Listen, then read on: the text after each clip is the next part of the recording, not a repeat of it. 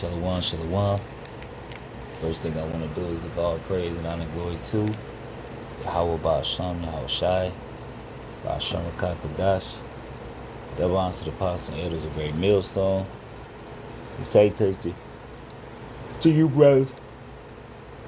Preach this word with truth, sincerity, and charity. Salakia. Actually in the midst of watching the Apostle Gabar video and got inspired. So while the inspiration is hot, I was just thinking how this knowledge, the benefits of having the Akim, having your brothers, all right, the benefit in actually being around the men of the Lord, all right, because our conversations is actually in the heavens. When we get around each other, we do have indulge in folly, but even among the folly, it always gets spiritual. Whether you out at a bar or whatever, it always gets spiritual. And if you're not built up through the Spirit, you being by yourself, especially when you first come into faith, it's really not what you would call a feasible thing. Because when you first come in, you want to really soak up and have a consistent pace. All right, of learning the truth. Not eating too much, but at the same time still growing. Not moving too fast. But you get understanding. And like the scriptures say, with all thy gettings, get understanding. But it's very beneficial that you surround yourself with the men of the Lord, not folly. All right. So this is Proverbs 27:17. It says, "Iron sharpeneth iron, so a man sharpeneth the countenance of his friend." All right. So you need iron. Iron sharp iron. You take something that's iron, you need another piece of iron to sharpen it.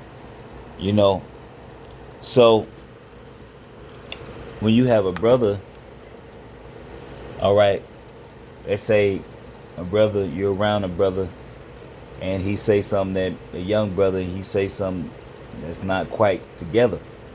All right, that's why it's different. It's men that you're around that can correct you when you say something that ain't correct. That's why we have. That's why we watch other brothers' videos. Sharpen us. Not only sharpen us. We actually watching because a brother might say something. A slip of the tongue. You know what I mean? And things happen.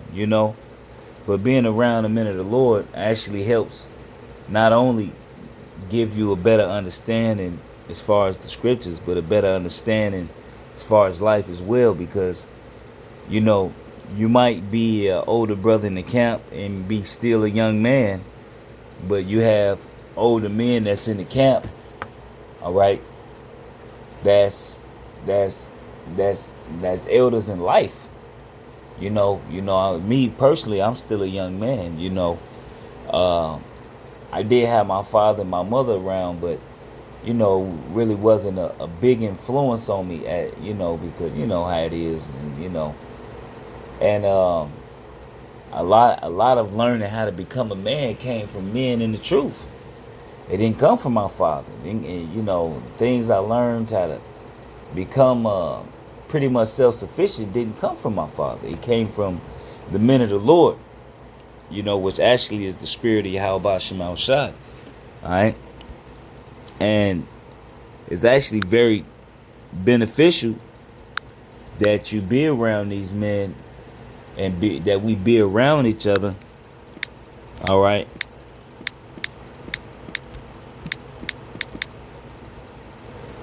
Right. So that you can, Salakia.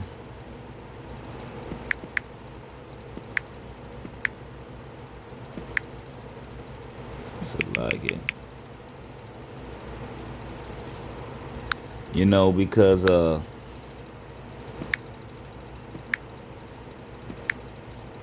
you know, sometimes I have to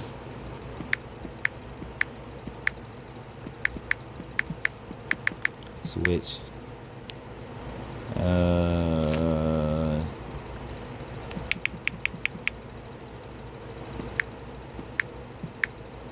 Salakia. I'm looking for this scripture. Because it says, looking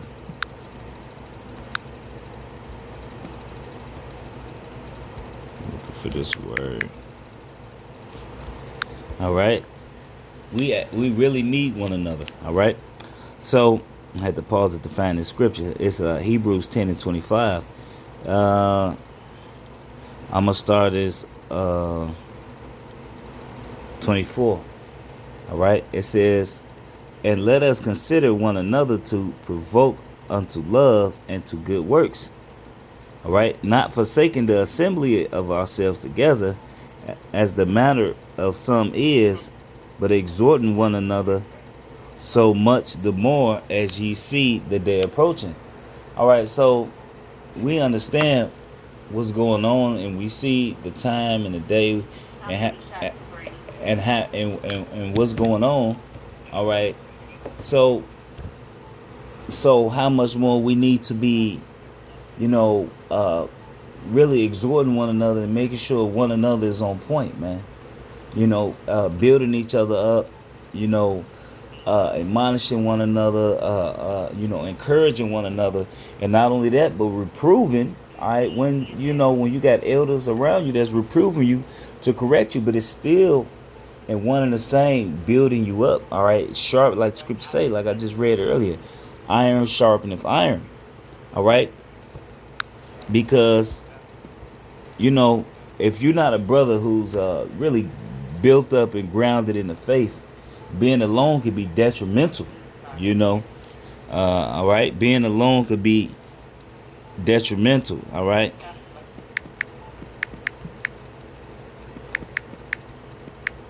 All right. So like it's a scripture.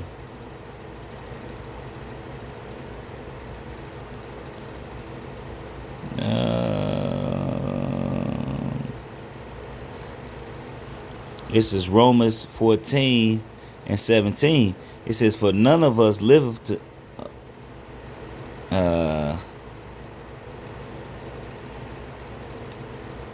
all right, it says for none of us, Romans 14 and 7, for none of us live to himself, and no man dieth to himself.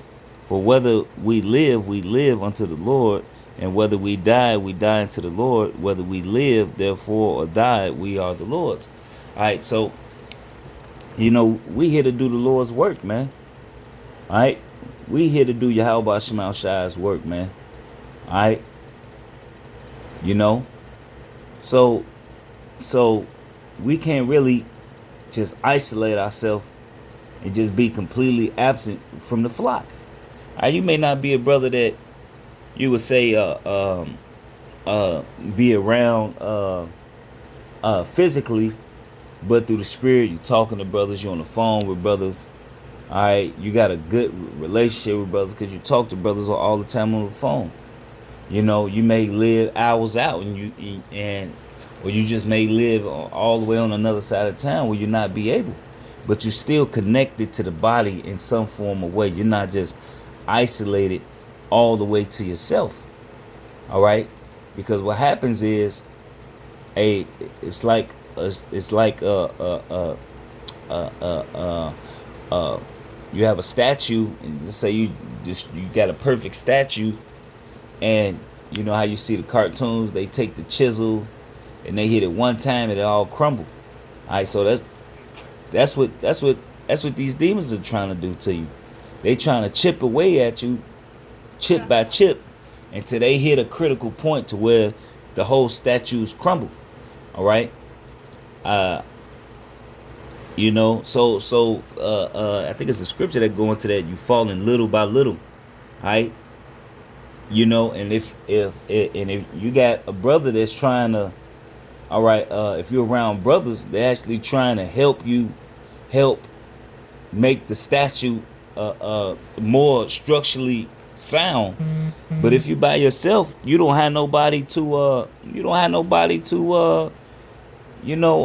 pretty much help you out. You know what I mean? To help repair you. Because I mean, sometimes you just need somebody to talk to. A phone call, or a little exhortating to help you out. To give you a boost. And so I'm gonna finish with this scripture. All right. I'll go back to this.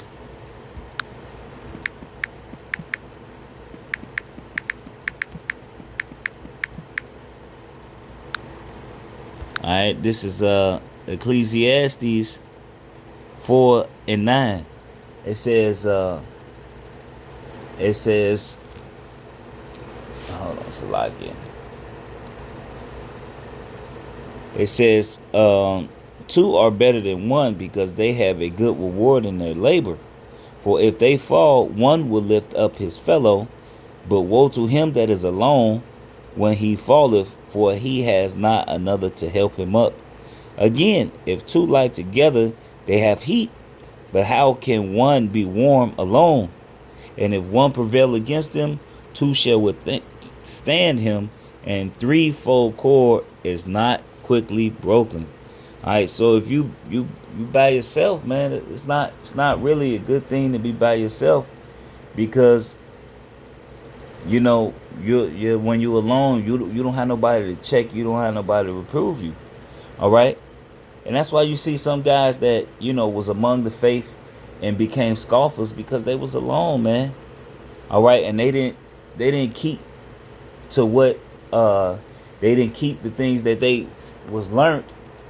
All right, continuing the things that they was learned, and then when they got reproved on it, they didn't like the reproof.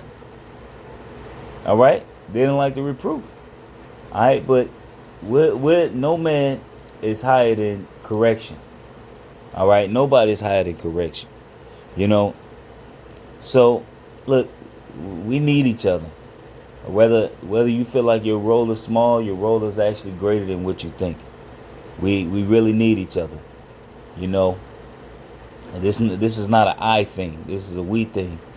All right, and every brother helps to bring to the body Yahweh Shai, all right, to help everything come together. So don't think that your role is small, man. Because look, we're all needed, so to speak. So with that, just hope it was edifying. Just want to give all praise and honor and glory to Yahweh Shemam Shai, Ba'ashem Kakodash. Double honor to the apostles and elders of Great Millstone. And salutations to you brothers pushing this word with truth, sincerity, with charity. Shalom and the Baba Ball.